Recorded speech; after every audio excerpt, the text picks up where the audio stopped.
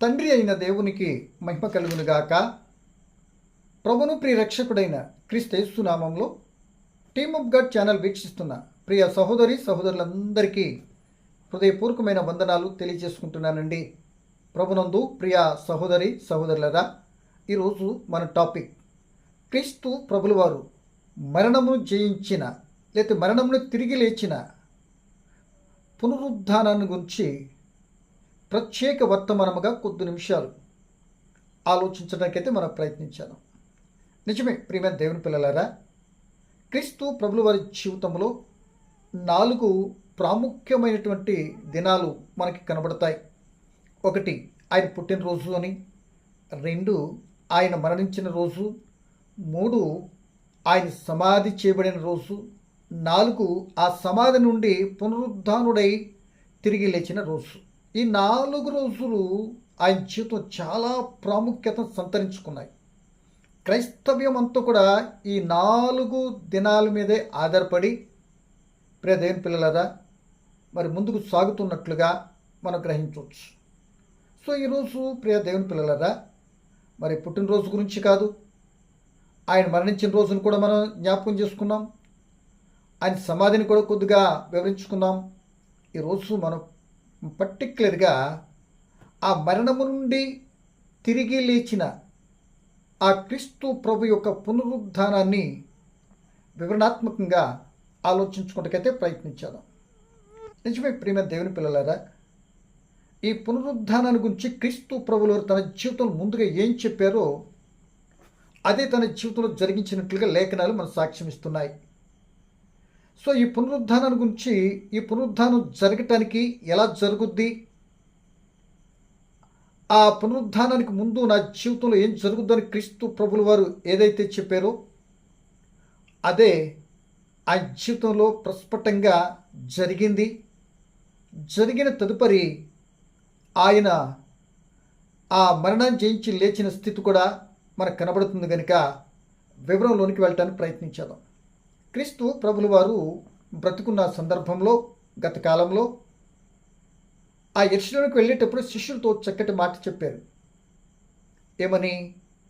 మనుష్య కుమారుడు మరి మనం యెరూషలేము వెళ్తున్న మనుష్య కుమారుడు పాపుల చేతికి అప్పగించబడతారు, ఆయనను కొరడాలతో కొడతారు, లేక హింసిస్తారు, సిలువ వేసి చంపుతారు, సమాధి చేయబడతారు, 3వ దినాన ఆ మనుష్య కుమారుడు తిరిగి లేపబడతాడు అని ఆ క్రీస్తు ప్రభు అంటే దైవ కుమారుడు మానవ కుమారుడిగా పుట్టాడు కనుక ఆ మనిషి కుమారుడిగా తన గురించి తానే తన శిష్యులతో చెప్పిన మాటగా లేఖనాల్లో మనకు కనబడుతుంది.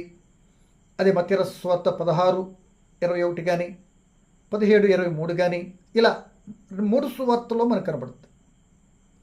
సో ఆయన చెప్పింది ఏదైతే చెప్పారో అదే ఆ యెరూషలేములో ఆయన జీవితంలో జరిగింది. అదేగా ఆయన వెళ్ళారు, ఆయన తెలిసిపోయింది నేను మరణించడానికి వెళ్తున్నాను అని చెప్పాడు. మరణించడానికి అంత ధైర్యంగా వెళ్తున్నాడంటే మరణించి సమాధి చేయబడిన తర్వాత నేను తిరిగి లేపబడతాను అనేటువంటి ఆ ధైర్యము యేసు ప్రభుల వరకు ఉంది. అదే చెప్పాడు. ఆ చెప్పిన మా ప్రవచనం అనుకోండి, ఆ చెప్పింది చెప్పినట్టే జరిగింది. ఎందుకంటే అలా జరగాలి అని ముందే తండ్రిని దేవుడు ఆ కుమారుడి ఎడల జరిగించడానికి ఇష్టపడి తన లేఖనములో ప్రవచన రూపంతో చెప్పబడినటువంటి వాక్య ఆధారాలు కూడా మనకున్నాయి. సో అవన్నీ ఏవైతేనే యేసు ప్రభుల వారైతే పర్టికులర్గా తన మరణాన్ని గురించి తనే చెప్పుకొని వెళ్ళినట్టుగానే ఆ విషయంలో పట్టబడటం, అవమానపరచబడటం, ఆయన కొట్టడము, అన్యాయ తీర్పులు ఇవన్నీ కూడా మనం జ్ఞాపకం చేసుకున్నాం. ఇవన్నీ జరిగిన తర్వాత మొత్తం మీద యేసు ప్రభుని ఆ యొక్క రోమియ చట్ట ప్రకారంగా ఆ యొక్క కల్వరి శిలువ పైన ఆయన చంపబడటం జరిగింది. అరిమతయి యోసేపులు ఆయన తీసుకెళ్ళి ధనవంతుని యొక్క ఆ యొక్క సమాధి చేసినట్లుగా మనకు కనబడుతుంది. ఇక్కడికి ఓకే, చాలా విషయాలు మనం జ్ఞాపకం చేసుకున్నాం. ఇప్పుడు మనకు కావాల్సిన మాట ఏంటంటే ఇక్కడికి అంతా జరిగిపోయింది. ఇక యేసు ప్రభువు చెప్పినటువంటి సగ భాగం జరిగింది. మిగిలిన భాగం ఏది ఉందని చెప్పిన ప్రవచనంలో లేదా చెప్పిన మాటలో అంటే తిరిగి లేవాలి. తిరిగి లేవటానికి ప్రియ దేవుని పిల్లలరా, మరి మూడవ రోజుని అంటే మూడవ దినాన్ని తిరిగి లేస్తానన్నాడు కనుక ఆ ప్రభువు తిరిగి లేవటం కారణంగా మీరు నేను ఏమి గ్రహించాలి, ఏమి నేర్చుకోవాలి? ఆ యొక్క తిరిగి లేవటం కారణంగా ఆయన తండ్రి చిత్తం నెరవేర్చి ఆ నెరవేర్చినటువంటి వారు మరలా తిరిగి లేచిన తర్వాత ఎక్కడికి వెళ్తారు ఏంటో చిన్నపాటి వివరణతో ముందుకెళ్ళటానికైతే మనం ప్రయత్నించాం. ఆయన జీవితం అంతా కూడా మనకి చక్కటి రోల్ మోడల్, అన్నీ కూడా మరి మాదిరికరంగానే కనబడతాయి. ఆయన జీవితం అంతా కూడా ఆయన చిత్తానుసారంగా ఆయన తండ్రి చిత్తం నెరవేర్చినట్లుగా ఆయన కలిగిన మనము ఆయన చిత్తాన్ని ఎవరైతే నెరవేరుస్తారో ఇదే పరిస్థితిలో ఆ పరలోకానికి వెళ్తే జరిగే కార్యక్రమం ఇలాగే ఉంటుంది. ఆయన పునరుద్ధానం ద్వారా మనం నేర్చుకోవాల్సింది, గ్రహించవలసింది ఏంటంటే, నేను కూడా ఈ విధంగా చనిపోతాను, ఆయన చిత్తాన్ని బట్టి అలా సమాధి చేయబడతాను, ఆ క్రీస్తు ప్రభువుల వారు లేపబడినట్లుగా నేను కూడా ఒకరోజు లేపబడతాను అనేటువంటి నిరీక్షణ, ఓ చక్కటి మరి విధానము, ఆ క్రీస్తు ప్రభు మరణించి తిరిగి సమాధి చేసి తిరిగి లేవటం కారణంగా మన చక్కటి భరోసా, ఒక మాదిరికరమైనటువంటి విషయాన్ని మనకు తెలియపరుస్తుంది అని మనం గ్రహించాలి. కనుక ఆ తిరిగి లేచిన సందర్భాలేంటి అనే సంగతిని మనం గమనిస్తే, నలుగురు సువార్తికులు రాశారు విషయాన్ని. ఏమంటే నలుగురు సువార్తికులు రాశారు. ఈ 4 విషయాల్లో కొద్దిగా కన్ఫ్యూజింగ్ కూడా మనకు కనపడద్దండి. అలా కాకుండా కొద్దిగైనా మన వివరణాత్మకంగా ఆ 4 సువార్తలు సమరమైపరుచుకుంటూ, ఆ పునరుద్ధానం చాలా శ్రేష్టమైనది కనుక అది మన క్రైస్తవ జీవితానికి వెన్నెముక లాంటిది. మన నిరీక్షణ అంతా కూడా పునరుద్ధానం మీద ఆధారపడి ఉంటుంది. కనుక ఈ విషయమై మరి క్లుప్త వివరణతో ముందుకెళ్ళడానికి ప్రయత్నించారు. చూడండి, క్రీస్తు ప్రభువులు 3వ దినాన్ని తిరిగి లేస్తానన్నట్టుగానే లేఖనాల్లో మరి ఏమి ఘోషిస్తున్నాయో మనం చూద్దాం. ఎలాగంటే మత్తయి రాసిన సువార్తలో ఓ చక్కటి మాట మనకు కనబడుతుంది. మత్తయి రాసిన సువార్త 28వ అధ్యాయము 1-2 వచనాలు నేను చదువుతున్నానండి. ఈ మాటలో ఒక శ్రేష్టమైన మాటను మీకు జ్ఞాపకం చేస్తాను. చూడండి, చదువుతున్నాను. మత్తయి సువార్త 28 మొదటి వచనం. విశ్రాంతి దినము గడిచిపోయిన తరువాత ఆదివారంలో తెల్లవారుచుండగా మగ్దలేని మరియయు వేరొక మరియయు సమాధిని చూడవచ్చిరి. ఇదిగో ప్రభుదూత పరలోకం నుండి దిగివచ్చి రాయి బొర్లించి దాని మీద కూర్చుండెను. అప్పుడు మహాభూకంపము కలిగెను. ఏంటంట, ఈ రాయి బొర్లించి ఆ రాతి మీద పరలోకము నుండి వచ్చిన దూత కూర్చున్నారట ఏమండి అని వ్రాయబడింది. సో ఈ యొక్క మగ్దలేని మరియా, తన తోటి మరియా, వీళ్ళందరూ క్లోప భార్య, వీళ్ళందరూ కూడా, ఈ స్త్రీలందరూ కూడా మొత్తం మీద వీని గురించి ప్రశంసింపక గొప్పగా చెప్పుకోకుండా ఉండలేము. ఎందుకంటే వీరు చేసిన త్యాగం చాలా గొప్పదండి. ఈ రోజున పురుషులైన వాళ్ళందరూ చతికిలు పడిపోయి శిష్యులైన వారందరూ పారిపోతే, అసలు చెప్పిందే శిష్యులకైతే వాళ్ళు అసలు తిరిగి లేస్తానన్నమాట మర్చిపోయి ఎక్కడో దాక్కుంటే, ఈ స్త్రీలు ప్రియ దేవుని పిల్లలరా, ఆ సమాధి చేసేటప్పుడు కూడా అరిమతయ్య యోసేపులు సమాధి చేస్తుంటే, నికోదేములు సమాధి చేస్తుంటే దగ్గరుండి కళ్ళారా చూసినటువంటి వారు కనుక ఆ రోజు వారితో కలిసి ఆ యేసుప్రభు శరీరం సుగంధ ద్రవ్యాలు పూయటానికి వాళ్ళకి అవకాశం లేకుండా పోయింది. ఇక తెల్లవారితే విశ్రాంతి దినం, అంటే సబ్బాత్ దినం, శనివారం. ఆ రోజు ఆ శవాలు ముట్టడానికి అవకాశం లేదు. ఇక ఆ శనివారం దాటితే మొదటి రోజు కనుక వారానికి ఆదివారం తెల్లవారుచుండగా వాళ్ళు పరుగును వచ్చారట. వచ్చేటప్పటికి వీళ్ళ మనసులో ఒక ఆలోచన ఉంది, ఈ రాయి ఎవరు దొరికిస్తారు, మనం చూసాం కదా అనుకుంటూ మొత్తం మీద వచ్చారు. వచ్చేటప్పటికి ఈ దూత రాయిని దొరికించేసి ఆ దూత ఆ రాయి మీద కూర్చుంటే వీళ్ళు ఎవరిని ఎదుగుతున్నారని చెప్పారు. ఏమండి, సో ఆయన తిరిగి లేచాడు, ఆయన సజీవుని మృతుల్లో ఎందుకు వెతుకుతున్నారు, ఇలాంటి మాటలు 4 సువార్తలు మనకు కనపడతాయి. ఆయన తిరిగి లేచాడు కనుక మీరు వెళ్ళి శిష్యులతో చెప్పండి అని చెప్పిన భాగంలో కూడా ఇది మనకు కనబడుతుంది. సో ఇక్కడ నా పాయింట్ ఏంటంటే, ఇప్పుడు యేసు ప్రభులు వారు తిరిగి సమాధిలో తిరిగి లేవటానికి రాయిని దొర్లించితేనే ఆయన లేచాడా, రాయిని డొలించడం కారణంగా ఆ రోమ ప్రభుత్వం వారి సీలు బ్రేక్ అయ్యి తద్వారా యేసు ప్రభు లేచారా, లేకపోతే రాయి రాయిగానే ఉండగానే ఆ దూత వచ్చి రాయి డొర్లించక ముందే క్రీస్తు ప్రభువులు లేచారా అన్నది పాయింట్. ఈ మాట చెప్పడానికే ముందు ఇక్కడికి వచ్చాను నేను. అంటే రాయి డొర్లించకుండానే, రాయి ఎలా ఉందో అలా ఉండగానే మూడవ దిన క్రీస్తు ప్రభువుల వారు లేచారు అని చెప్పక తప్పదు. నా వివరణ వినండి, తప్పదు. ఎందుకు అంటే ఆయన మహిమ శరీరంతో ఈ బండలు, ఈ రాళ్ళు, ఈ సీళ్ళు ఆయనకు అడ్డురావు. ఎలాగంటే ఒక రోజున యేసు ప్రభుల వారు పునరుద్ధానుడై తిరిగి లేచిన తర్వాత శిష్యులు రోమ ప్రభుత్వానికి ఆ అధికారులకు భయపడిపోయి లోన తలుపులు వేసుకుని మూసేసుకుని భయపడుతూ బిక్కుబిక్కుమంటూ ఉంటారు. ఏ తలుపు తీయకుండా ఏది లేకుండా క్రీస్తు ప్రభుల వారు లోనికి వెళ్ళిపోయారు. మీకు సమాధానం కలుగునుగాక అన్నాడు మధ్య నిలబడి. ఏమండి, వీళ్ళు కంగారు పడిపోయారు. దాని వివరంలోకి వెళ్ళొచ్చు. దీనిని బట్టి ఆయన పునరుద్ధానుడై లేవటానికి ఈ రాళ్ళు, ఈ యొక్క పెట్టిన రాయి కానీ సీలి కానీ ఆయన ఆపలేవు, అడ్డు కాదు. ఆయన ఆ రాయి డొర్లించక ముందే ఆయన తిరిగి లేచాడు అని తప్పనిసరిగా నమ్మాలి.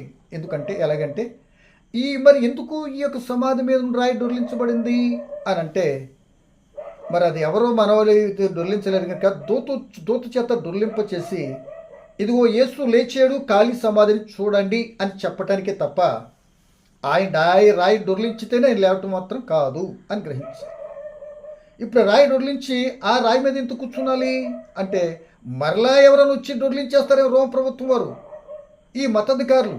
ఆయన తిరిగి లేవలేదు, ఆ శిష్యులు ఎత్తుకుని వెళ్ళిపోయారు అని మరి ఒక అబద్ధమైనటువంటి నింద మోపి దాన్ని తిరిగి లేవలేదు అనే విషయాన్ని అబద్ధం చేయడం రెడీకి వీళ్ళు ఉన్నారు కదా మతాధికారులు.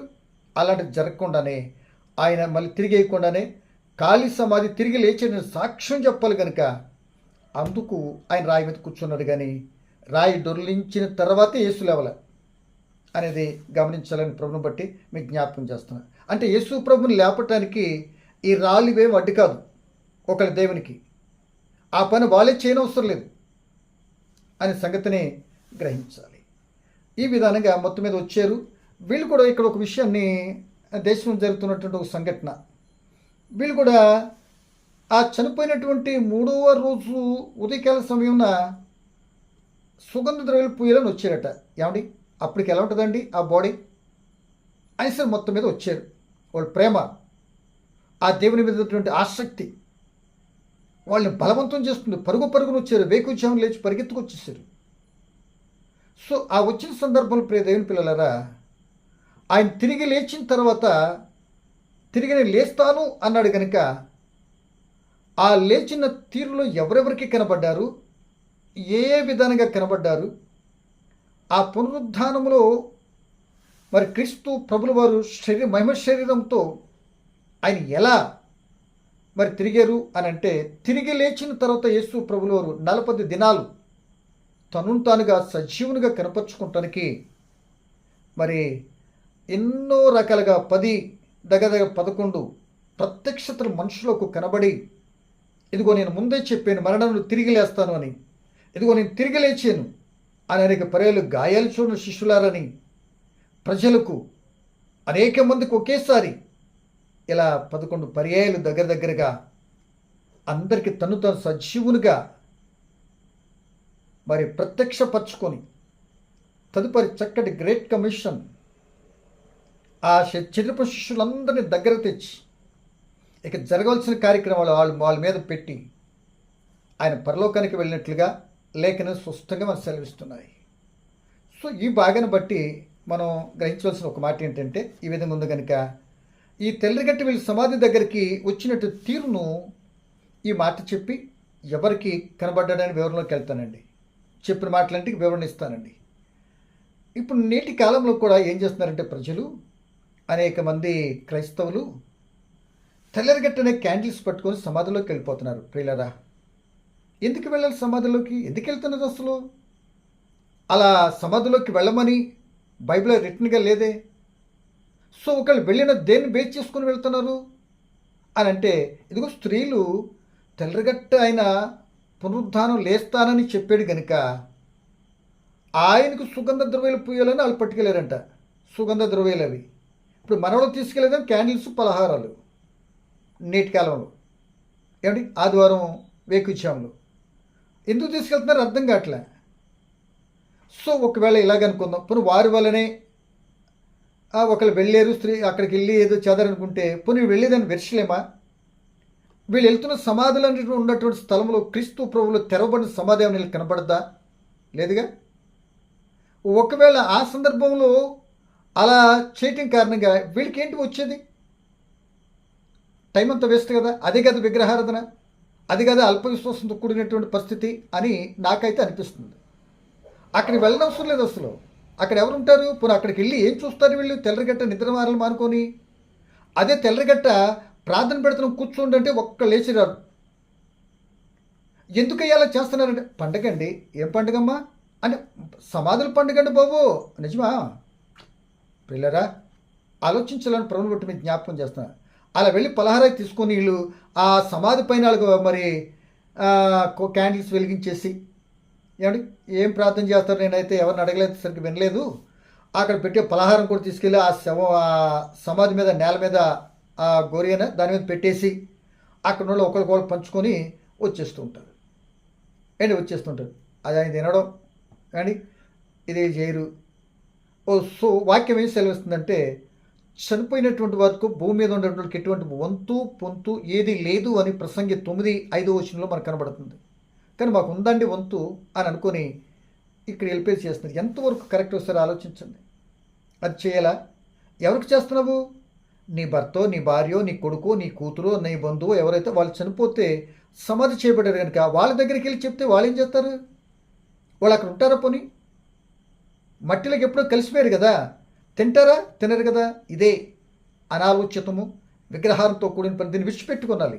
దీనివల్ల దమ్ముడి పనికిరాదు. ఏమండి ఒకవేళ నువ్వు ఏదైనా కృతజ్ఞత ప్రార్థన పెట్టుకుని పెట్టు, పుల్లుగా పెట్టు పలహారాలు, ఊరందరికీ పెట్టు. నీ ఓపిక చక్కగా భోంచేసి నేను నీకు వందనాలు చెల్లిస్తారు. అదేంటండి బాబు అక్కడికి ఇచ్చేయటం కరెక్ట్ కాదు అని నేను పక్కాగా జ్ఞాపకం చేస్తున్నాను. నా భావన మీకు తెలియపరుస్తున్నా. దాంట్లో వాస్తవతీతం లేదు అని ప్రభుని బట్టి కూడా మరి నేనైతే జ్ఞాపకం చేస్తున్నాను. వెళ్ళవసరం లేదు.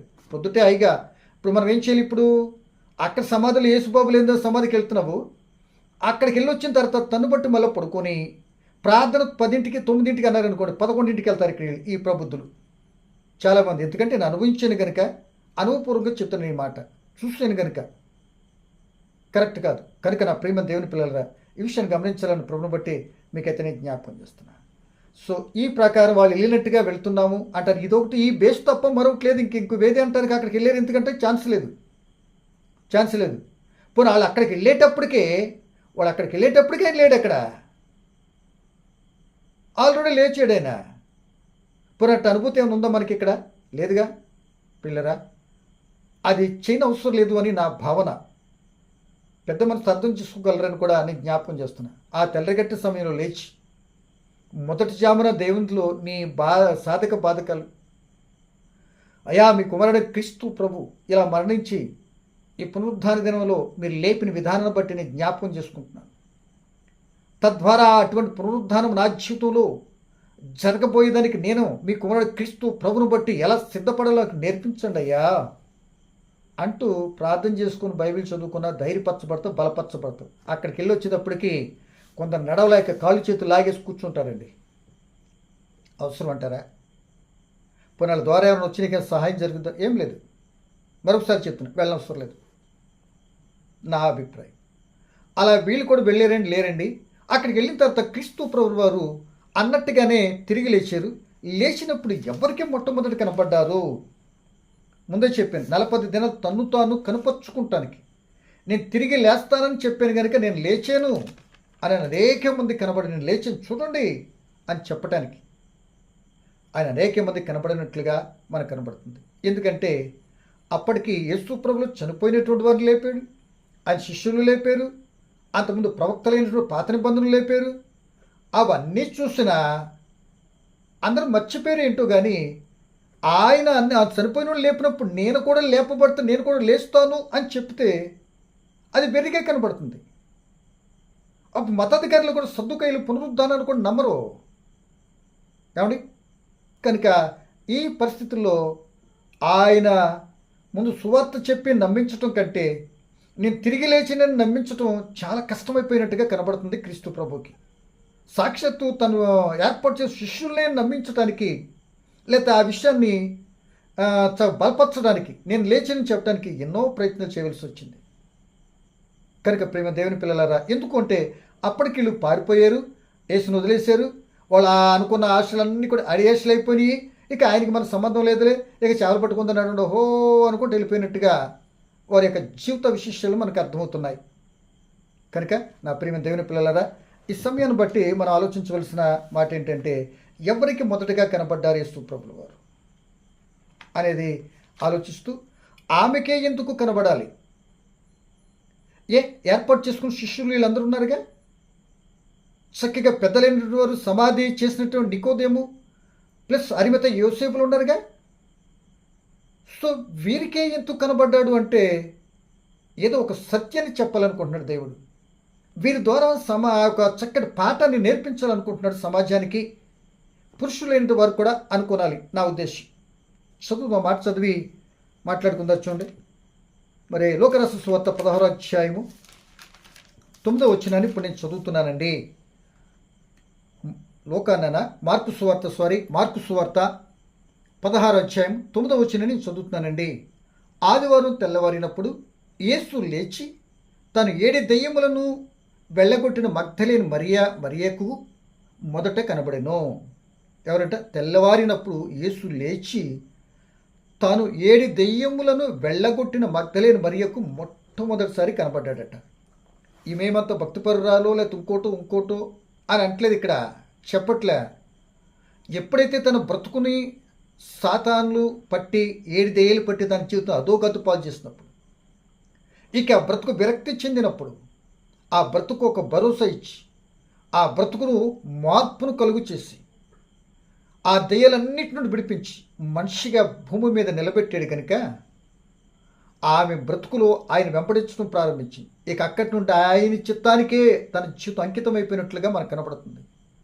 ఆఖరికి అందరు వెళ్ళిపోయినా, శిష్యులు పారిపోయినా, ఆయన సమాధి చేసేటటువంటి ఆ గడియలో కూడా అక్కడ దగ్గరుండి చూసినటువంటి వ్యక్తి మగ్దలేని మరియ. ఈమె 7 దెయ్యాలు పట్టినటువంటి ఆమెకి ఎందుకు కనబడ్డాడంటే, అందరి హృదయాలు పరిశీలించేటటువంటి దేవుడు ఆమె హృదయంలో ఆయనకున్న స్థానం ఎంతో తెలుసా? ఆ హృదయంలో స్థానాన్ని ఆయన చూడని ఆసక్తి, అసలు చనిపోయిన తర్వాత నిద్రపోయిందో లేదో తెలియదు. ఆ ఆసక్తిని బట్టి ఆశగల తృప్తిపరిచినట్లుగా ఆయనకేదో ఆ సుగంధ ద్రవ్యాలను పోసేయాలి అనేటువంటి ముందు అనుకుని తీసుకున్న నిర్ణయం ప్రకారం వెళ్ళిపోయింది. ఆమెకి మొట్టమొదటి కనబడ్డారట. ఆ కనబడిన తీరు ఎలా కనబడ్డారు అనేది మనం కూడా వివరించుకుందాం.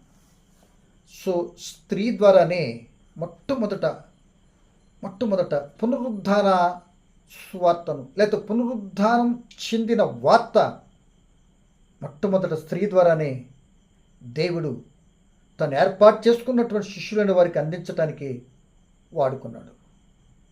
ఎంత ధన్యత అండి స్త్రీలది! ఎంత మరి వాళ్ళు ప్రశంసింపకుండా, వాళ్ళు పొగడకుండా ఉండలేమనే సందర్భంలో ఎంతోమంది గనులు ఉన్నారు కదా. ఈ స్త్రీలను ఎందుకు వాడుకున్నాడు అంటే వారు అంతగా ఆసక్తిని చూపారు. అందుకే ఆ మగ్దలేని మరియ, ఆ స్త్రీలేంటి వారు పరుగును వెళ్ళారు. తిరిగి లేచినటువంటి సందర్భాన్ని ఎవరికి చెప్పారు? శిష్యులకు చెప్పారు. నమ్మారు వాళ్ళు? నమ్మలేదు. ఎందుకంటే ఆల్రెడీ వాళ్ళ నమ్మకాలు ఎప్పుడో అడియేసి అయిపోయినవి. ఇక లోకంలో కలిసిపోయింది వాళ్ళు నమ్మిన నమ్మకం కనుక వాళ్ళు నమ్మలేదు. సో ఒకసారి వచ్చి చూశారు, ఆయన తిరిగి వెళ్ళిపోయారు. ఇట్టి పరిస్థితుల్లో ప్రియ దేవుని పిల్లలారా, ఇట్టి అవకాశాన్ని, గొప్ప అవకాశాన్ని స్త్రీలకు ఇచ్చారండి. చాలామంది స్త్రీలు వాక్యం చెప్పొచ్చా, ఇలా చెప్పొచ్చా, అలా చెప్పొచ్చా అని అంటారు. మరి పునరుద్ధాన సువార్తని డైరెక్ట్గా దేవుని చేత ఏర్పాటు చేసుకుని శిష్యులైన వారందరికీ మరి ఈ వీళ్ళని ఎందుకు వాడుకున్నాడు? వద్దా? ఆత్మకి ఏమన్నా భేదం ఏమైనా ఉందా? పురుషుని ఆత్మ ఏంటో, స్త్రీగా నీ ఆత్మ ఈక్వలేగా. ఆత్మలు కదా పరలోకానికి వెళ్ళేది. శరీరమును భేదాన్ని బట్టి వాళ్ళతో సువార్త చెప్పించొద్దా? వాళ్ళు సువార్త చెప్పడానికి పనికిరారా? ఇలా చెత్త మాటలు చెప్పబట్టి అనేక మంది మనకెందుకులే, ఆ పురుషులు చూస్తారు, వాళ్ళు చూస్తారు అనుకొని దేవుని పని నిర్లక్ష్యం చేస్తున్నారేమో. సోదరి, ఈరోజు నుండైనా సరే నిన్ను రక్షించినటువంటి రక్షకుడు, ఆ రక్షణ సువార్తను చెప్పే బాధ్యత పురుషుడి మీదే కాదు, పాస్టర్ గారి మీదే కాదు, సంఘం అంతటి మీద, స్త్రీలైన అందరి మీద కూడా ఉందనే సంగతిని మనం గ్రహించాలి. ఏ భేదం యూదుడని గ్రీసు దేశస్తుడని లేదు.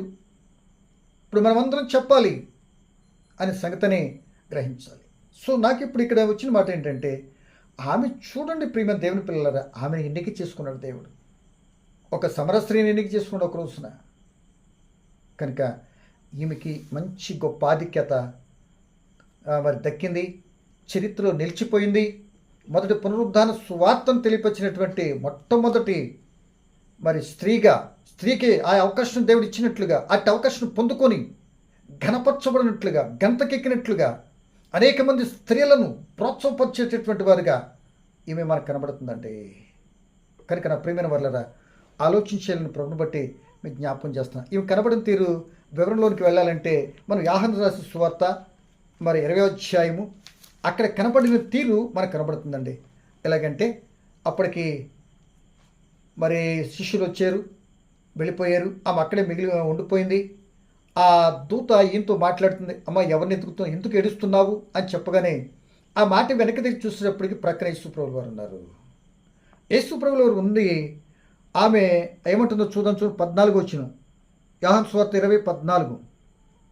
ఆమె ఆ మాట విని, ఆమె ఈ మాట చెప్పి వెనుక తట్టు తిరిగి యేసు నిలిచి ఉండుట చూచిన గాని ఆయన యేసు అని గుర్తుపట్టలేదు. యేసు, అమ్మా ఎందుకు ఏడ్చుచున్నావు, ఎవరిని ఎదుగుచున్నావు అని ఆమెను అడగగా ఆమె ఆయన తోటమాలి అనుకుని, అయ్యా నీవు ఆయనను మోసుకొని పోయిన ఎడల ఆయనను ఎక్కడ ఉంచుతారో నాతో చెప్పుము, నేనైనా మోసుకొని పోవుదునని చెప్పింది. ఆ ధైర్యం చూడండి. ఆయన ఎక్కడుండి ఎవరు ఎత్తుకెళ్ళిపోయారని కంగారు పడిపోతున్నా, టెన్షన్ పడిపోతున్నా. అసలు ఏమైపోయాడు నా యేసు? ఆయనకి సుగంధ ద్రవ్యులు, నేను ఉండాలని ఆసక్తి, ఒంటరిగా ఈ విధంగా కూడా తను వ్యక్తిగతంగా ఇంత ఒక డెసిషన్ తీసుకుంది. ఒకవేళ ఆయన ఎక్కడ ఉన్నాడో ఎవరు ఎత్తుకెళ్ళారో చెప్పితేనండి తోటమాలి గారు, నేను ఆయన తీసుకొని నేను మోసుకొచ్చుకుంటాను, వెళ్ళి యేసుని మోసుకొచ్చేద్దట. ఒకరోజు గాడిద మోసిందండి. కాబట్టి కనుక నా ప్రియ దేవుని పిల్లలరా, ఇప్పుడు నేను ఆయన మోసుకొచ్చుకుంటా. ఎవరిని అంటే పునరుద్ధానుడై తిరిగి లేచిన యేసును మోసుకొచ్చేసుకుంటుందట. ఎంత ధైర్యం అండి, ఎంత సాహసం, నేను చేయగలనటువంటి పట్టుదల ఆమెలో కనబడుతుంది. ఆ పట్టుదల పరిస్థితిని చూస్తాడు యేసు ప్రభువు వారు. ఆమె ఆయనకు హృదయం ఇచ్చిన స్థానాన్ని చూశారు. ఆమెను అన్నాడు, ఏమంటున్నాడు, మరియా అని పిలవగానే అప్పటికి అర్థమైంది. ఒకటి పిలుపు అర్థమైంది. ఆయన భౌతికంగా చూసినప్పుడు గుర్తుపట్టలేకపోయింది. అంటే భౌతికంగా ఉన్నప్పుడు ఆయన గుర్తుపట్టిన మరియమ్మ గారు ఇప్పుడు ఎందుకు పునరుద్ధరణితర లెక్క గుర్తుపెట్టలే, మరి ఐడెంటిఫై చేయలేకపోయింది అని అంటే మార్పు కనబడుతుంది ఆయనలో. అంటే మామూలు శరీరము పోయి మామూలు శరీరంలో కనబడుతూ ఉన్నట్టుగా ఉన్న అది మహిమ శరీరము కనుక గుర్తుపట్టలేకపోయింది. కనుక స్వరమును మాత్రం వింది. ఒకవేళ చూపుతో గుర్తుపట్టలేకపోతే ఆయన స్వరాన్ని వినిపించి ఏం చేస్తారో తెలుసా, నేనో అనని మనకి మరి గుర్తించేటట్లుగా, ఆయన చిత్తానుసారం వెళ్ళేటట్లుగా చేస్తాడంటూ చక్కగా కనబడుతుంది. అప్పుడు ఏం జరుగుతుంది, మరియా అని పిలిచాను. ఆమె ఆయన వైపు తిరిగి హెబ్రీ భాష రబ్బోని, బోధకుడా అని పిలిచింది. ఇప్పుడు ఆమెతో చెప్తున్నాడు, నా దేవుడు మీ దేవుడు దగ్గరికి నేను వెళ్ళిపోతున్నాను, నేను ఆ పరలోకానికి ఆ తండ్రి అయిన దేవుని దగ్గర వెళ్ళిపోతున్నాను, ఇప్పుడు నువ్వు నా శిష్యులకు నేను వెళ్ళిపోతున్నానని చెప్పు అన్నాడు. కానీ ముందు ఆల్రెడీ చెప్పేసింది. ఎవరు? ఈ యొక్క మగ్దలేనే మరియ శిష్యులు చెప్పింది. వాళ్ళు వచ్చేది చూసారు, వెళ్ళిపోయి నమ్మలే. ఇంకిప్పుడు వాళ్ళకి చెప్పవసరం లేదు. ఇప్పుడు వాళ్ళకి చెప్పాల్సిన మాట ఏంటంటే, మన యేసు ప్రభు తిరిగి లేచిన ఆయన పరలోకానికి వెళ్ళిపోతున్నాడు, వెళ్ళనై ఉన్నాడు అని చెప్పండి అని చెప్పి. అంటే ప్రేమ దేవుని పిల్ల ఈ విధానంగా మరి స్త్రీకి మంచి ప్రాముఖ్యతనిచ్చి ఇచ్చినట్లుగా ఈ భాగంలో మనకు కనపడుతుంది. కనుక ఈ మాటను బట్టి క్రీస్తు ప్రభువు తిరిగి లేచిన తర్వాత మొట్టమొదటిగా తను తాను కనపరుచుకుంటానికి 40 దినాల్లో మొదటిగా ఎవరు కనపడ్డాడు? మరియకు. సో 40 దినాలనే మాట 40 అంటున్నారు కదా, ఎక్కడ ఉందా అంటారు కదా, ఆ మాట చదివి రెండవ మరి ఆ యొక్క దర్శనం ఎవరికి ఇచ్చారు, ప్రత్యక్షత అనేది చూసుకున్నాం. 1, 2, 3 చెప్పుకొని ముగించుకుంటూ ప్రయత్నించారు. భావన అర్థం చేసుకుంటే సరిపోతుంది. చూడండి, అపోస్తుల కార్యాలు 1వ అధ్యాయం 3వ వచనం చదువుతున్నానండి. 40 దినం తను సజీవుని కనపరుచుకుని ఈ కార్యాలన్నీ చేసినట్లుగా, ఈ ప్రత్యక్షలు కనబడినట్లుగా లేఖనాలు సాక్ష్యం ఇస్తున్నాయి, వ్యక్తులు సాక్ష్యం ఇస్తున్నారు. ఆయన చెప్పినటువంటి బోధలు, ఆయన చెప్పినటువంటి ఆ యొక్క ఇన్స్ట్రక్షన్స్, ఆ లాస్ట్ ఆ యొక్క గ్రేట్ కమిషన్, ఆ విషయాలన్నీ కూడా సాక్ష్యం ఇస్తున్నాయి. ఆయన తిరిగి లేచిన తర్వాత ఇలా చేయాలని చెప్పాడు. అవి శిలా శాసనాలుగా అమలు జరిపేటట్టు స్టాండర్డ్ క్రియలుగా జరుగుతున్నాయి. నేటి వరకు నాడు చెప్పింది నేటికి కూడా అమలు జరుగుతుంది. ఇక ఇది అమలు జరుగుతుందంటే మరలా తిరిగి వస్తానన్న కార్యం కన్ఫర్మ్ కదా, వస్తారు కదా. ఇది జరిగిస్తూ ఆయన రాబోతున్న దాన్ని కూడా ఏం చేయాలి, సిద్ధపడాలనే విషయాన్ని జ్ఞాపకం చేస్తుంది ఈ పునరుత్థానం. చూడండి, అపోస్తుల కార్యాలు 1వ అధ్యాయం 3వ వచనం. ఆయన శ్రమపడిన తరువాత 40 దినముల వరకు వారికి అగ్గుపడుచు దేవుని రాజ్య విషయములను గూర్చి బోధించుచు అనేక ప్రమాణములను చూపి వారికి తను సజీవునిగా కనపరుచుకొనెను. ముందే చెప్పాడు, దూత కూడా చెప్పాడు, ఏంటమ్మా మీరు ఆ స్త్రీలతో, ఏంటి మీరు సజీవుని సమాధిలో చచ్చినట్టు పరిస్థితుల్లో ఎందుకు ఆయన ఎందుకుంటాడు, ఇక్కడ చెప్పాడు కదా లేస్తానని. లేచాడమ్మా, వెళ్ళండి, ఇక్కడ లేడైనా, ఇక్కడ రావడం లేదు మీరు ఇంకా అన్నట్టుగా చక్కగా చెప్పాడు కదండి, లోకసువార్త 24. కనుక ఇక్కడ కూడా ఆయన సజీవ్ తను తాను కనపరుచుకున్నాడు 40 దినాల్లో. మొట్టమొదటిగా మగ్దలేనే మరియ కనపడినట్లుగా మనం చూస్తున్నాం. ఏమండి, ఈ విషయం అయ్యి తదుపరి ప్రియ దేవుని బిడ్డలారా, ఎమ్మాయి గ్రామానికి వెళ్ళి ఇద్దరు కనపడ్డాడు 2. తర్వాత స్త్రీలుగా వచ్చినటువంటి వారికి ఆ యొక్క సమాధుల దగ్గర నుండి ఆ యెరూషలేము గలిలయకి వెళ్ళే మార్గం మధ్యలో కూడా వారికి కనపడ్డట్టుగా సువార్తలు మనం చూస్తూ ఉంటాం. 3గా ప్రియ దేవుని బిడ్డలారా, ఇప్పుడు శిష్యులను నమ్మించడం పెద్ద కష్టమైపోయింది ఆయనకి. శిష్యులు నమ్మించడం 2 పర్యాలు వాళ్ళకి కనబడి నా గాయాలు నేనే చూడండి అని ప్రత్యక్షంగా వాళ్ళకి కనబడినా వాళ్ళు నమ్మలే, మరలా చేపలు పట్టుకుంటూ వెళ్ళిపోతారు. ఆ యేసుప్రభువు వారిని నమ్మించడం మహా కష్టం అయిపోయింది. కనుక ఆ ప్రత్యక్షం ఏంటో చూడండి. యోహాను సువార్త 20వ అధ్యాయం 19వ వచనం చూద్దాం. చూడండి, ఇది శిష్యులు కనబడింది సాయంకాల సమయంలో. ఆదివారం సాయంకాలమున శిష్యులు యూదులకు భయపడి తాము కూడి ఉన్న ఇంటి తలుపులు మూసుకుని ఉండగా యేసు వచ్చి మధ్యన నిలిచి మీకు సమాధానం కలుగునుగాక అని వారితో చెప్పాడు. ఏమండి, ఆ మధ్యలోకి వచ్చి నిలబడగానే తలుపేసేసుకున్నారట. ఎవరికి భయపడి? ఇప్పుడేమో ముందేమో చంపుతున్నారు అన్నప్పుడు మమ్మల్ని ఎక్కడ చంపుతారని అప్పుడు భయమేసి పారిపోయారు. ఆయన అన్నట్టుగానే చెప్పిన బోధ ప్రకారం తిరిగి లేస్తే ఇప్పుడు భయమేసి దాక్కున్నారు. ఎక్కడ తలుపు చేసుకుని దాక్కున్నారట. ఆ దాక్కునేటటువంటి విషయంలో యేసు ప్రభువు వారు ఏ తలుపు తీయకుండా లోనికి వెళ్ళిపోయాడు. అంటే భౌతిక శరీరానికి తిరిగి లేచినటువంటి ఆ యొక్క మహిమ శరీరానికి 2 డిఫరెన్స్ అన్నది మనకు అర్థమైపోతుంది. ఆ భౌతిక శరీరం తలుపులు తీస్తేనే లోనికి వచ్చేటట్టు అవకాశం ఉండేది. ఇప్పుడు ఏ తలుపు తీయకుండా నేను వెళ్ళిపోయాడు, లోనికి వెళ్ళిపోయాడట. అటు వెళ్ళిపోయాడు కనుక మా లోకసువార్త 24:37 అంటాడు, బోతుమని భయపడ్డారట. ఇక్కడ కూడా బోతుమని ఒకసారి 4వ అధ్యాయం సముద్రం దర్శి వస్తున్న అప్పుడు కూడా ఇదే మాట వాడారు. ఏమండి, కనుక ప్రియ దేవుని పిల్లలరా, నేను పోతాను కాదు, చూడండి, ఇదిగో నా గాయాలు చూడండి, నా శరీరం చూడండి అని తన్ను తాను సజీవునిగా వారికి కనపరుచుకొని మొత్తం మీద వెళ్ళిపోయారు. మరొకసారి అది 4వ, ఇప్పుడు 5వది. ఇప్పుడు ఒకసారి 11 మంది శిష్యులు ఉన్నప్పుడు చక్కగా కనపడ్డాడు ఆయన. ఏమండి, 11 మంది శిష్యులు ఉన్నప్పుడు ఆయన కనపడితే తోమా గారు లేరు. ఏమండి, అంటే 11 మంది శిష్యులతో ఈ తోమా గారు లేరు.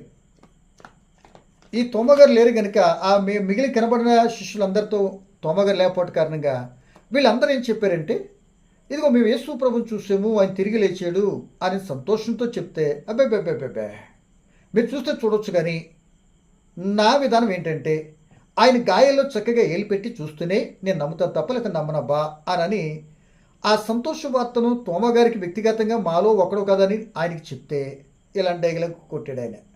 ఏమని? నమ్మనండు. అప్పుడు యేసు ప్రభువే అపనమ్మకస్తులుగా ఉన్నట్టు ఉన్నారు కనుక వారిని నమ్మకస్తులుగా మార్చడానికి ఆయన స్వయంగా వచ్చి తోమతో మాట్లాడతాడు. తోమా, ఇదిగో చూడు, నా గాయాల్లో వేలు పెట్టి చూడు. అవిశ్వాసులు కాక విశ్వాసువై ఉండు.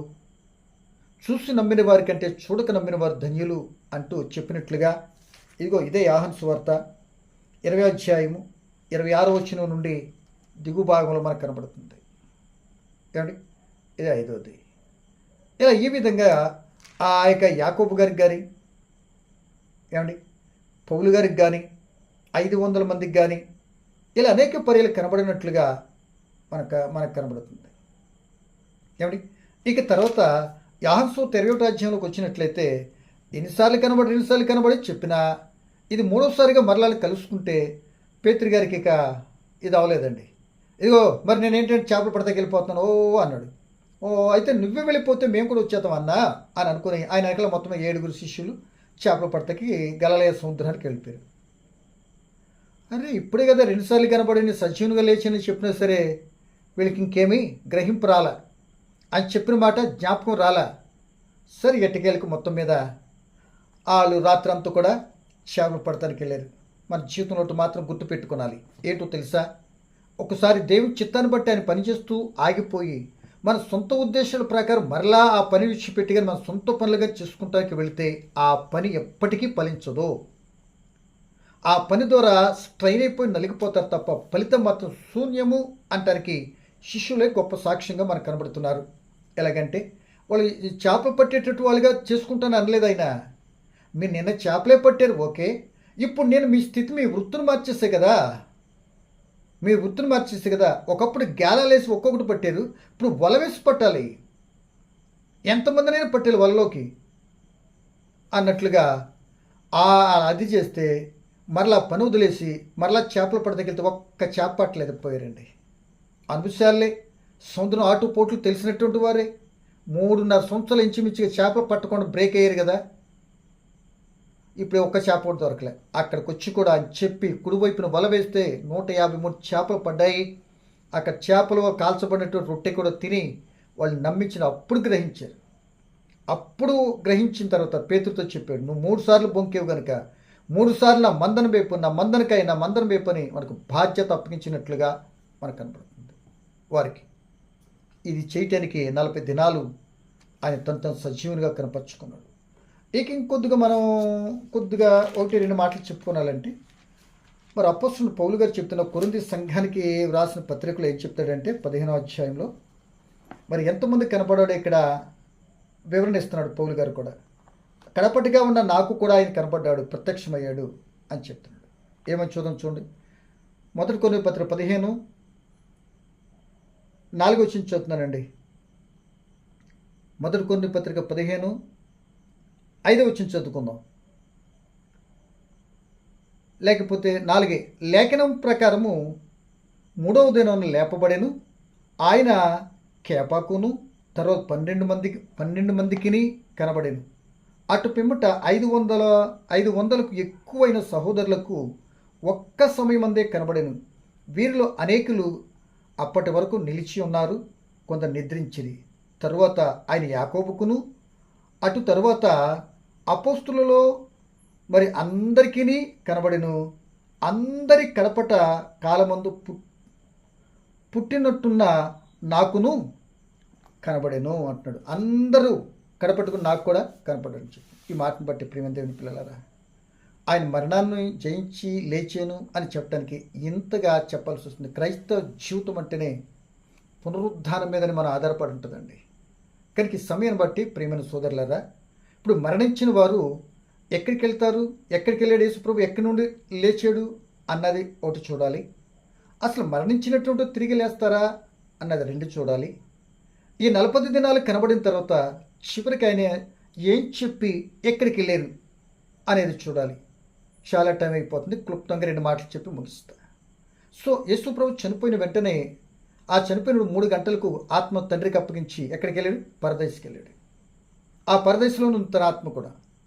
అక్కడ నుండి 3వ దినాన్ని ఎక్కడికి వచ్చింది? లేపి ఎక్కడ తీసుకొచ్చి తండ్రి అయిన దేవుడు భూమి మీద తీసుకొస్తే ఆ చెప్పిన తనతో సత్యం చెప్పిన మాటలు ఈ విధంగా ఇప్పుడు చెప్పాను చూడండి. ఇవన్నీ కూడా శిష్యులు కనబడించుకుంటూ వాళ్ళు మొత్తం మీద లైన్లో పెట్టాడు. చెదిరిపోయిన బిడ్డలను, తప్పిపోయినటువంటి వారిని ఏమండి మరలా తన పని కొరకై హాయితపరిచినట్లుగా మనకు కనపడుతుంది.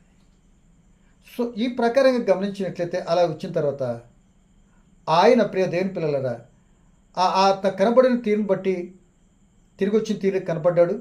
అసలు చనిపోయినటువంటి వారు లేస్తా, మరణించిన వారు లేస్తారా అని అంటే లెగుస్తారు అని మనం తప్పనిసరిగా చెప్పాలి. యోబు గారు అదే చెప్తున్నారు. ఏమని? మరణించిన వారు బ్రతుకుదురా అంటాడు. 14 యోబులు. అవును, బ్రతుకుతారు. ఎలా చెప్పగలవు? ఇదో క్రీస్తు ప్రభు ద్వారానే. క్రీస్తు ప్రభు మరణించి సమాధి తిరిగి 3వ దినం లేచి నీకు నాకు మరణించిన వారు తిరిగి లేస్తారు అని ప్రథమ ఫలముగా ఆయన మనకు కనబడుతున్నాడు. మనం కూడా క్రీస్తునందుండి మనం ఎప్పుడైతే మృతి పొందుతామో, క్రీస్తుని కలిగి ఎప్పుడు ఉంటామో మనం కూడా చనిపోతాము, సమాధి చేయబడతాము, తిరిగి లేపబడతాం. మనకి మొదటి పునరుద్ధానము బాప్తిసంతో కనబడుతుంది. ఆ పాపం చేత చచ్చిపోయినటువంటి వారు బాప్తిసంతో పాతిపెట్టబడవచ్చు. ఆ తర్వాత అది బాప్తిసం ద్వారా ఆయన మరణంలో మాకు పాల్గొని పొందుతున్నాం. తిరిగి లేవటం కారణంగా ఆయన పునరుద్ధానానికి సాదృశ్యంగా కనబడుతుంది. క్రీస్తులోనికి రావటం ఒక వ్యక్తికి మొదటి పునరుద్ధానముగా బాప్తిసం కనబడుతుంది. తదుపరి రెండో విషయానికి మనం ఆలోచన చేస్తే ఆ రెండో రాకడలో క్రీస్తు ప్రభు వచ్చిన తప్పనిసరిగా మనం అందరం కూడా మరలా ఆ యొక్క ఏదైతే విడిచిపెట్టి వచ్చామో, ఎక్కడి నుండి వచ్చామో అక్కడికి ఆ కుమారుడి క్రీస్తు ప్రభు తీసుకొని వెళ్తానంటంలో సందేహం లేదు. ఈ మొదటి ఫలం అంటానికి కొరింథీ పత్రిక 15వ అధ్యాయం 20వ వచనం చదివితే ఆ భాగం ఈ మాటలే ఉన్నాయి. చదువుతాం చూడండి ఒకసారి. ఇప్పుడైతే నిద్రించిన వారిలో ప్రథమ ఫలంగా క్రీస్తు మృతుల్లోనూ లేపబడి ఉన్నాడు. మనుషుని ద్వారా మరణం వచ్చెను గనుక మనుషుని ద్వారానే మృతుల పునరుద్ధానము కలిగెను. ఆదామునందు అందరూ ఎలాగో మృతి పొందుతున్నారో అలాగునని క్రీస్తునందు అందరూ బ్రతికింపబడుదురు. ప్రతివాడును తన తన వరుసలోనే బ్రతికింపబడును. ప్రథమ ఫలము క్రీస్తు, తరువాత క్రీస్తు వచ్చినప్పుడు ఆయన వారు బ్రతికింపబడుదురు. ఇదండి పునరుద్ధానం గురించి. అట బ్రతికించబడతాం కనుక ఆ బ్రతికింపబడిన తర్వాత యోహాను సువార్త 5:29లో ఆయన వచ్చినప్పుడు ఆ పునరుద్ధానం కలిగినప్పుడు అందరూ లేస్తారు. ఆయనకి ఇష్టకరంగా జీవించినటువంటి వారు నెమ్మది పొందే స్థలానికి వెళ్తారు. ఆయనకి ఆయాసకరంగా జీవించినటువంటి వారు యుగయుగాలుగా నరకానికి వెళ్ళిపోతారని ఆ తీర్పు రోజున మనకు కనపడుతుంది. సో కనుక ఈ మాటను బట్టి మనం గ్రహించాలి, తెలుసుకోవలసింది ఏంటంటే ఈ విధంగా క్రీస్తును నమ్మినా క్రీస్తులో ఉన్న మనము చనిపోము. వాళ్ళకి మరణమే లేదు. క్రైస్తవునికి వారి శరీరం విడిచిపెట్టిన తర్వాత నిద్రిస్తారు. వాళ్ళు నిద్రిస్తారు. ఆ రెండో రాకలు వచ్చినప్పుడు ఆయన లేపబడతామంటానికి క్రీస్తు ప్రభు చక్కటి మార్గాన్ని మనం చూపి వెళ్ళారు. నేను ఎలాగైతే మరణించి సమాధి చేసి తిరిగి లేచానో ఇదే క్రైస్తవ నిరీక్షణ, ఇదే లోకానికి చెప్పాల్సిన సువార్త. ఈ మాట విని మనం బ్రతుకులు మార్చుకున్నాం ఒకరోజు. ఏమండి? ఆ పాపంలో కొరకు ఆయన మరణించాడు అని, సమాధి చేయబడి తిరిగి లేచాడు అని లోకానికి చెప్పాల్సిన బాధ్యత మనందరి మీద ఉంది. కనుక ఈ మాటలు చెప్పేటువంటి బిడ్డలుగా మనం ఉండాలి. అందుకే క్రీస్తు తిరిగి లేచినట్లుగా మనం గ్రహించాలి. దీనిని బట్టి ప్రియ దేవుని పిల్లలరా, ఈ రోజున మనం దేవుని చిత్తంలో మరి ఆ నిరీక్షణ కలిగి ఆ క్రీస్తు ప్రభు చూపిన మార్గాన్ని రక్షణ పొందుకున్నాక ఆయన సువార్తను తెలియపరుస్తూ ఏదో ఒక రోజున మరణిస్తాం. ఆ మరణించినటువంటి మరణము ఆయనకి విలువైన విధానంగానే మన బ్రతుకులు ఉన్నాయా? ఆయన చిత్తాన్ని బట్టి మరణించితేనే వారు నెమ్మది పొందే స్థలంలో ఉంటారు. ఆయన చిత్తాన్ని బట్టి మరణిస్తేనే ప్రియ దేవుని బిడ్డలారా వాళ్ళు ధన్యులుగా మారటానికి అవకాశం ఉంటుంది. విలువైన మరణంగా అటువంటి వారికి ఉంటుంది. అదే క్రీస్తు ప్రభుల వారికి కలిగింది. ఆయన చిత్తాన్ని, తండ్రి చిత్తాన్ని అంతా కూడా నెరవేర్చి ఆయన చనిపోయి సమాధి చేసి తిరిగి లేచిన తర్వాత ప్రియ దేవుడు ఆయనకు నెమ్మది గల స్థలానికి వెళ్ళినట్లుగా ఆయన చక్కటి మాదిరికరంగా ఒక జీవితము చనిపోతూ ఎక్కడికి వెళ్తుంది, ఎలా వస్తుంది, ఎక్కడికి వెళ్ళాలి తదుపరి అనే ప్రస్ఫుటంగా ఏ గ్రంథాలు చెప్పకుండానే దైవ గ్రంథం బైబిల్ మనకు నేర్పిస్తుంది. కనుక ఈ రోజున మరి మీరు మనం చనిపోతాం. మరి నిజంగా మనకి ఇట్టి నిరీక్షణ ఉందా? నేను ఈరోజు కన్ను మూస్తే నెమ్మది పొందే స్థలం పరదేశకు వెళ్తాననేటువంటి నిరీక్షణ ఉందా అనే సంగతిని అలా నిరీక్షణ కలిగినటువంటి వారుగా ఆ క్రీస్తుతో చక్కగా పనిచేసి తన ప్రాణాన్ని అర్పించినట్లుగా అలా రక్షణ పొందుకున్న మనము కూడా అనేకుల రక్షణ కొరకు చేయవలసినటువంటి పనిని మనం ఫుల్ఫిల్ చేసిన రోజున ప్రదేని బిడ్డలారా సంతోషిస్తాం. ఆ రోజు అప్పుడు మనకు ఆనందంగా ఉండడానికి అవకాశం ఉంటుంది. కనుక ఈ మాటను బట్టి మరి మన జీవితం ఎలా ఉందో చూసుకుందాం. ఆ పునరుద్ధానం ద్వారా నీకు నాకు నేర్పిన క్రైస్తవునికి ఒక శ్రేష్టమైనటువంటిదే క్రీస్తు పుట్టుకను గురించి, మరణాన్ని గురించి ఎన్నో విషయాలు చాలా ఎక్కువగా చెప్తూ ఉంటారు. కానీ పునరుద్ధానాన్ని గురించి బాగా డౌన్ అయిపోయింది ఈరోజు. పునరుద్ధానాన్ని గురించి సంఘాల్లో చెప్పబడట్లేదు. పునరుద్ధానమే లేకపోతే అసలు క్రైస్తవ్యమే లేదు. ఏమండి? కనుక అది అస్సలైన దాన్ని మనం విడిచిపెట్టేస్తున్నాం చాలామంది. కనుక పునరుద్ధానాన్ని గురించి మనం చెప్పాలి తప్పనిసరిగా. కనుక ఆయన మరణించాడు, సమాధి చేయబడి తిరిగి లేచాడు నిన్ను నన్ను రక్షించడానికి, నిన్ను నన్ను బ్రతికించడానికి, నిన్ను నన్ను నీతిమంతులు చేయటానికి. నేను నన్ను ఆ విధంగా చనిపోతే ఓ చక్కటి ఆదర్శవంతమైనటువంటి ప్రాక్టికల్గా చేసి చూపించిన మార్గం మీరు కూడా ఇలాగే జరుగుద్ది. ఇలాగే మరణించి ఆ పరదేశకి వెళ్ళి తిరిగి పునరుద్ధానులు అవుతారు రేపు రోజునని చక్కగా ఆయన జీవితం మన ప్రస్తుతానికి కనపడుతుంది. కనుక ఈ మాటను బట్టి ప్రియమైన వాళ్ళరా మరి రోజున మన జీవితంలో ఎలాగుంది ఆ క్రీస్తు పునరుద్ధానం ద్వారా మనం ఏం నేర్చుకుంటాం? ఆయనే లేచాడు, పండగ చేసుకుంటున్నాం, చక్కగా ఆనందిస్తున్నాం, సంతోషిస్తున్నాం, మంచిదే. కానీ ఆయన చేసిన త్యాగములో తిరిగి లేచిన సందర్భాన్ని జ్ఞాపకం చేసి నేను కూడా తిరిగి లేచేటటువంటి విధానంలో నా బ్రతుకుందా? ఈ క్షణానికి కన్ను మూస్తే నేను ఎక్కడికి వెళ్తాను? నెమ్మది పొందే స్థలం ఉంటానా, లేకపోతే ధనవంతుడు కాలిపోయే స్థలానికి వెళ్తానా అని భయం కలిగి మరణించే లోపే నీతిగా నిజాయితీగా జీవిస్తూ ఆ లాజరు వలె, లేక క్రీస్తు ప్రభు వలె, ఆ పౌలు గారు వలె ఆయన తన పరుగును కడముట్టించి బ్రతుకుట క్రీస్తే చావైతే లాభమన్న స్థితిలోనికి ఆయన నోటు ద్వారా పలికి ఆయన విశ్వాసాన్ని కాపాడుకొని తన యాత్ర ముగింపులో నాకు కిరీటం అదిగో కనబడుతుందని నెత్తి మీదకి వచ్చేసిన జీవ కిరీటం అని చెప్పిన రీతిగా ఆ పరుగును కడముట్టించి యాత్ర ముగించి నెమ్మది స్థలానికి వెళ్ళిపోయాడు. ఆ క్రీస్తు తర్వాత పౌలు గారు మనకు కనబడుతున్నారు. ఆ నడకలో ఆ వేలో మీరు నేను మనం ఉండాలి అని, ఆ మరణగడి రాకముందే సిద్ధపడాలి అని, ఆ సిద్ధపడేది ఆ మరణించిన తర్వాత నీతిమంతులు ఉండేటువంటి స్థలానికి వెళ్ళేటువంటి విధానంలో భూమి మీదే సిద్ధపడాలి అని, ఆ సిద్ధపడిన తీరు క్రీస్తు చూపినటువంటి మార్గం ఏదైతే ఉందో, ఏవైతే చేస్తాడో, ఏమనైతే చేయమన్నాడో, భక్తులైన ఏ విధంగా జీవించారో అవి స్మరణ చేసుకుంటూ వాటిని అనుసరిస్తూ ఆ కృపకు పాత్రలే జీవితం జీవించినట్లయితే అప్పుడు ధనికరం ఉంటుంది. అట్టి కృప, అటువంటి ఆలోచన మరి ఈ పునరుద్ధానం ద్వారా మీరు నన్ను గ్రహించాలి అని ప్రభుని బట్టి మీకు జ్ఞాపకం చేస్తున్నాను. మరొకసారి చెప్తున్నాను, తెల్లకటి సమాధుల దగ్గరికి వెళ్ళటం ఎంతవరకు సబబు కూడా గ్రహించుకున్నాలని ప్రభుని బట్టి మీకు తెలియపరుస్తూ ఈ మాటలు ముగిస్తున్నాను. పరమ తండ్రి మీకు వందనాలు. పలకబడిన మాటలో పరమార్థం ఏంటో మేము గ్రహిస్తూ మీ కుమార క్రీస్తు ప్రభుని మీరు లేపేరు కనుక తన సజీవును కనపరుచుకొని రేపొద్దుటి మానవులైన వారు అందరూ ఈ విధంగా లేపబడతారు. అప్పుడే నిత్య శిక్ష, నిత్య ఆనందానికి వెళ్తారని ఓ చక్కటి ఆదర్శవంతమైనటువంటి క్రమాన్ని మీ కుమారుడు క్రీస్తు ద్వారా చూపించారు. అది గ్రహించి మేము కూడా చనిపోయేలోపు మీ కుమారుడి క్రీస్తు ప్రభు మీ చిత్త నెరవేర్చిన రీతిలో మా బ్రతుకులో ఆ మంచి పనులు, సువార్త పనులు చేసే బిడ్డలుగా ఉంటే సహాయం చేయమని, వినే బిడ్డలు మమ్మల్ని అందరి మీద దయవించమని, మరొకసారి కలుసుకుంటే మీ కృపను బట్టి అటువంటి అవకాశం కలుగు చేయగలరని క్రీస్తు యేసు నామమున ప్రార్థన అడిగి వేడుకుంటున్నాను తండ్రి. ఆమేన్.